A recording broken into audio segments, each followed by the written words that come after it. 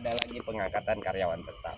Sulit Pak, bertahan 5 tahun berturut-turut di salah satu perusahaan ini nggak akan pernah bisa. Karena perusahaan juga udah banyak trik kan gitu. Karena ini sebagian besar adalah pasal-pasal atau undang-undang dan aturan pesanan daripada para pengusaha kan gitu. Dan perjuangan Apindo terutama untuk menginginkan mengamputasi Undang-Undang 13 ini kan kurang lebih 14 tahun Pak gitu.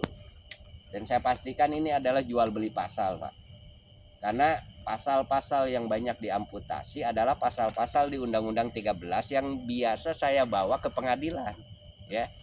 Yang pertama adalah pasal 59, pasal 156. Ya, itu yang fokus Pak. Ketika pasal 59 adalah tentang status hubungan kerja. Karena juntonya adalah pasal 156. Pasal 156 adalah tentang pembayaran pesangon kan gitu.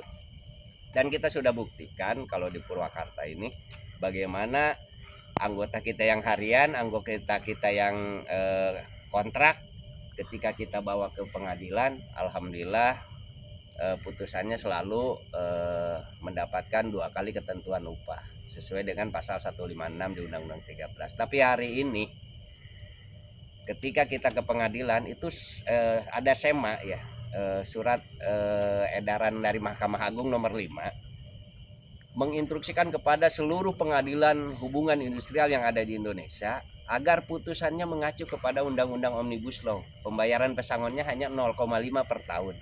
Gitu. Jadi ngapain kita hari ini? Ya.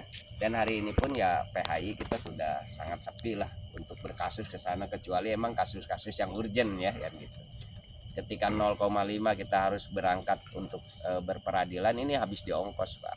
Kan gitu. Nah, ketika undang-undang ini diamputasi oleh Undang-Undang Omnibus Law, berarti ini adalah kejoliman daripada pemerintah kita Pak. Seharusnya pemerintah itu membuat aturan perundang-undangan itu jauh lebih baik daripada undang-undang sebelumnya kan begitu. Itu adalah amanah daripada Undang-Undang Dasar.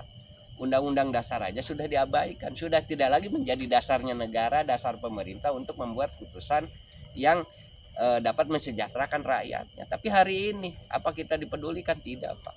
Ribuan kali mungkin kita ya, ribuan itu dari seluruh pelosok negeri yang turun aksi, mau dari mahasiswa, petani, buruh, nelayan, sampai dokter kemarin turun aksi, tidak sama sekali didengarkan.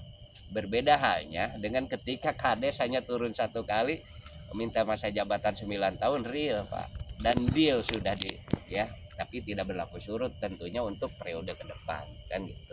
Nah inilah salah satu keberatan kita sebagai rakyat Indonesia yang notabene kita sebagai buruh yang sampai hari ini perjuangan kita dari tahun 2019 tidak pernah ditanggapi dan didengarkan. Nah makanya harapan kami ini adalah perjuangan kita yang terakhir Pak. Perjuangan kita yang terakhir karena kita dimotori hari ini oleh ASB, Aliansi Aksi Sejuta Buruh, yang tetap akan menggaungkan penolakan terhadap aturan-aturan pemerintah yang sangat memberatkan. Tuntutan kita itu ada beberapa ya, cabut Undang-Undang Omnibus Law Cipta Kerja, cabut Undang-Undang Kesehatan, sama tetapkan BPJS ini untuk kita seumur hidup. Tentunya itu ya, nanti saya minta datanya dari setiap PPA ya, harapannya ada yang berangkat kan gitu, untuk ikut sampai ke Jakarta gitu. Untuk sampai ke Jakarta yang tentunya yang tidak bekerja mungkin ya, harapannya adalah dari Delta. Kalau tidak ada berarti kita harus